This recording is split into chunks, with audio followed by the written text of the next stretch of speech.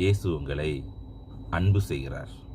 இந்த நாள்லையும் அன்பாகவும் சமாதானமும் இருக்கப்பெற இயேசுவின் நாமத்தில் வாழ்த்துகிறேன். கொரிந்தியர் புஸ்தகத்துக்கு பவுல் எழுதும்போது இப்படியாக சொல்லுகிறாரு.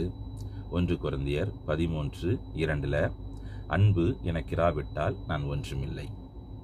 7 சொல்லப்பட்டிருக்குது, அன்பு சகலத்தையும் தாங்கும், சகலத்தையும் விசுவாசிக்கும், சகலத்தையும் நம்பும், சகலத்தையும் சகிக்கும்.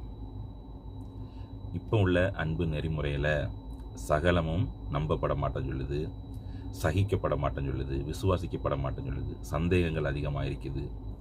அதன் நிமித்தமாக தான் அநேக பிரிவுகள் உண்டாகுது. உறவு முறையில், ரிலேஷன்ஷிப்லாம்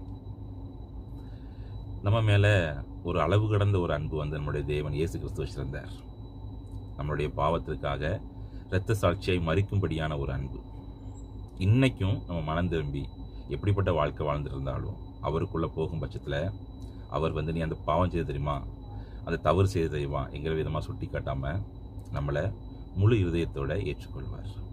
அப்படிப்பட்ட அன்பை நம்ம சுதந்திரிக்க தீவிரப்படுவோம்.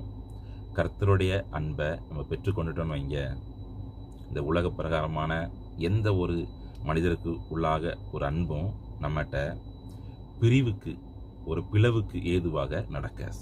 எதுக்குன்னா, ஒரு பியூர் லவ்வை நம்ம பெற்றுக்கொண்டு அதன் நிமித்தமான ஒரு அன்பு நம்மகிட்ட வெளிப்படும் பட்சத்தில் நம்மளை நேசிக்கிற ஒரு ஆளாக தான் நம்ம மாறுவோம்.